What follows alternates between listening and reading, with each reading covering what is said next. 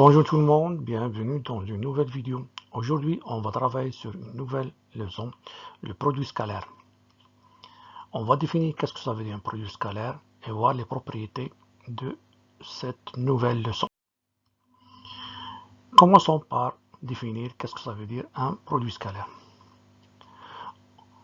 Premièrement, on va définir le produit scalaire de deux vecteurs collinéaires. On considère deux vecteurs U et V collinéaires.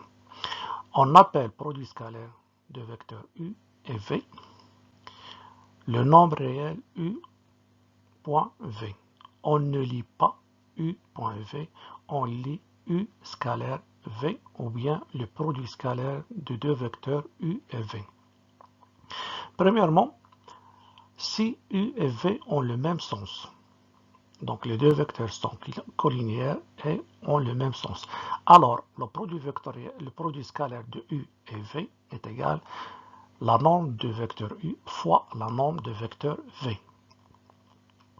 Deuxième cas, si les deux vecteurs ont deux sens opposés, donc sont collinéaires mais de sens opposés, alors U scalaire V est égal à moins la norme de U fois la norme V. Donc le produit scalaire est un nombre réel, est égal à la norme fois la norme.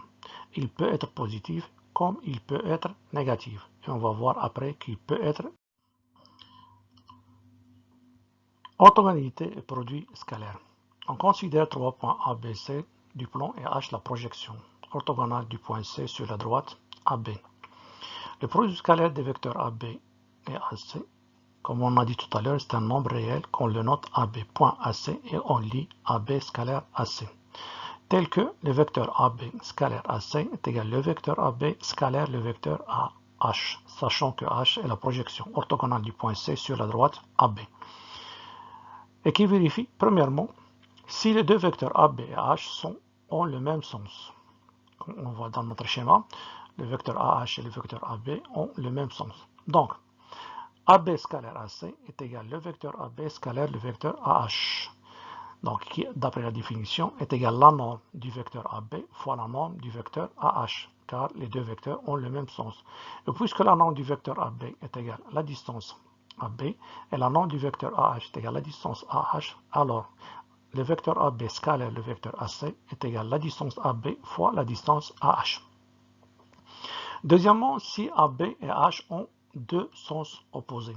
Comme vous voyez, le vecteur AH et le vecteur AB ont deux sens opposés. Alors, le vecteur AB scalaire le vecteur AC est égal le vecteur AB scalaire le vecteur AH. Toujours, d'après l'énoncé, H est la projection orthogonale du C sur la droite AB. Et d'après la première définition qu'on a vue tout à l'heure, est égal à moins la norme du vecteur AB fois la norme du vecteur AH, ce qui fait que la AB scalaire AC est égal à moins la distance AB fois la distance H. Propriété. On considère les points A, B, C, D du plan.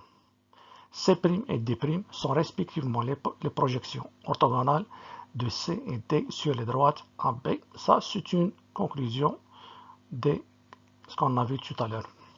Le produit scalaire de AB scalaire CD est, ici on a deux cas, ou bien les deux vecteurs AB et C', D' ont le même sens, ou bien le vecteur AB et le vecteur C', D' ont deux sens opposés, comme on a dans notre schéma, ainsi que la conclusion.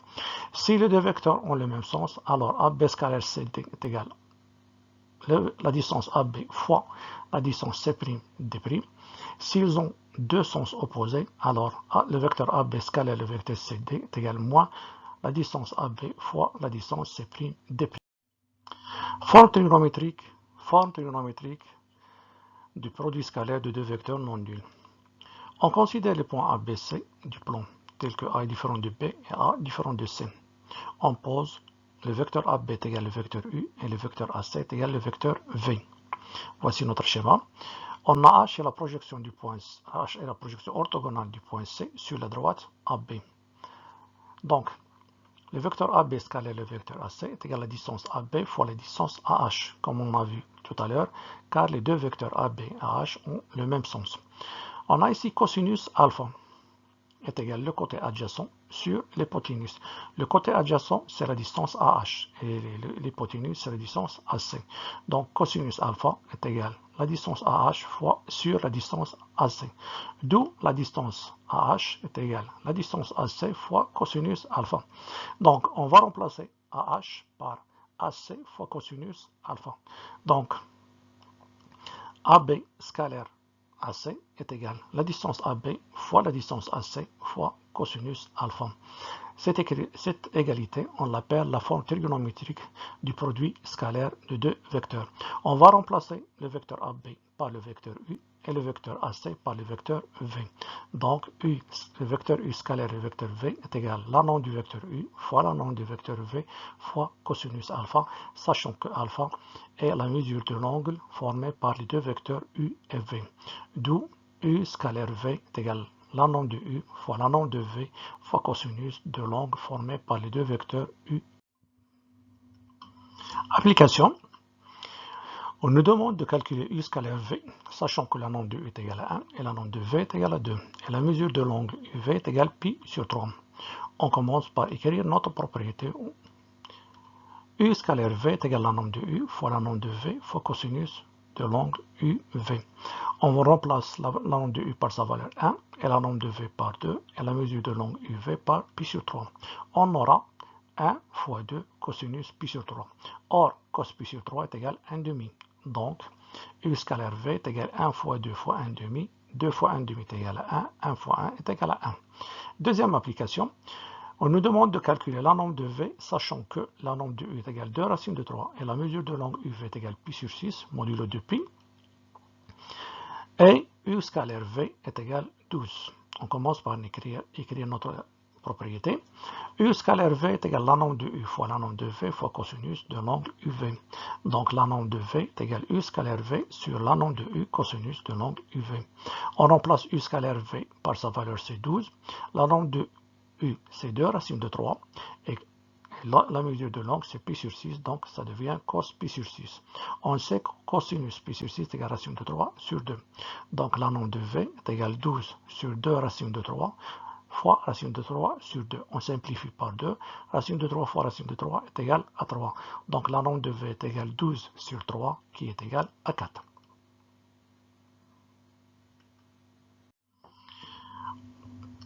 Remarque. Si la mesure de l'angle UV, c'est-à-dire alpha, est compris entre 0 et pi sur 2, comme on voit ici dans notre schéma, alors on sait que si alpha est compris entre 0 et pi sur 2, alors cosinus alpha, il est positif.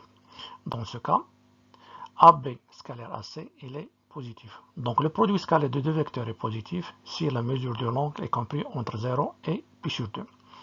Deuxième cas, si alpha est égal à pi sur 2. On sait que cosinus pi sur 2 est égal à 0. Dans ce cas, le produit scalaire, comme vous voyez dans notre schéma, la mesure de l'angle est égale à pi sur 2. Dans ce cas, AB scalaire AC est nul. Donc le produit scalaire de deux vecteurs est nul si la mesure de l'angle est égale à pi sur 2. Ici, on conclut que les deux vecteurs sont orthogonaux. Troisième cas, si alpha est compris entre pi sur 2 et pi, comme vous voyez dans notre schéma, alors le cosinus de alpha il est négatif. Donc si alpha est compris entre pi sur 2 et pi, le cosinus alpha est négatif. D'où le produit scalaire AB scalaire AC est négatif. Propriété. On considère les deux vecteurs U et V non nuls. On dit que U et V sont orthogonaux, comme on a vu tout à l'heure, si la mesure de l'angle est égale à pi sur 2. Et on écrit U perpendiculaire à V si et seulement si le produit scalaire est nul. Donc, deux vecteurs sont orthogonaux si et seulement si le produit scalaire est nul. Si le produit scalaire de deux vecteurs est nul, alors les deux vecteurs sont orthogonaux. Propriété 2, on considère les vecteurs UV et W non nuls et K un nombre réel. On a U scalaire V est égal à V scalaire U. Deuxième propriété, on a U, le vecteur U plus le vecteur V scalaire le vecteur W est égal au vecteur U scalaire le vecteur W plus V, le vecteur V scalaire le vecteur W. Troisième propriété, entre parenthèses K, fois le vecteur U. Ici, on a un nombre réel. C'est la multiplication d'un nombre réel fois un vecteur. On ne lit pas un nombre réel scalaire, un vecteur. Le produit scalaire, on l'utilise entre deux vecteurs. Donc, K fois le vecteur U, scalaire le vecteur V, est égal le vecteur U, entre parenthèses, K fois le vecteur V, est égal K fois le vecteur U, scalaire V. Et la dernière propriété, on a U scalaire U, est égal le vecteur U au carré. Celui-là, on l'appelle le carré scalaire, est égal la norme de U, le tout au carré. Résultat, ici, sont des identités remarquables. On a le vecteur U plus le vecteur V, le tout au carré, est égal à la norme de U au carré, plus 2 U scalaire V, plus la norme de V au carré. U moins V, le tout au carré, est égal à la norme de U au carré, moins 2 U scalaire V, plus le vecteur V, le tout au carré. Le vecteur U plus le vecteur V, scalaire, le vecteur U moins le vecteur V, est égal le vecteur U au carré moins le vecteur V au carré, le carré scalaire du vecteur U moins le carré scalaire du vecteur V, est égal à la norme de U au carré moins la norme de V, le tout au carré. Une petite application, on pose le vecteur U est égal à 4. Et le vecteur V est égal à 3 et U scalaire V est égal à 7. On va calculer U plus V, le tout au carré. Donc, d'après la propriété qu'on a vue, ou bien les résultats qu'on a vus, c'est la norme de U au carré plus 2 U scalaire V plus le vecteur V, le tout au carré. On remplace chaque chose par sa valeur, est égal K au carré plus 2 fois 7 plus 3 au carré qui est égal à 39. Dernière application, je vous laisse de le faire chez vous. On la corrigera dans la deuxième partie de notre cours. On pose le vecteur U est égal à 2, le vecteur V est égal à 3, et U scalaire V est égal à moins 2. Petit a, calculer la norme de U moins V, le tout au carré. Petit b, on pose le vecteur AB est égal à U, et le vecteur AC est égal au vecteur V. On vous demande de calculer la distance BC. Il y a une petite remarque, le vecteur BC est égal au vecteur BA plus le vecteur AC.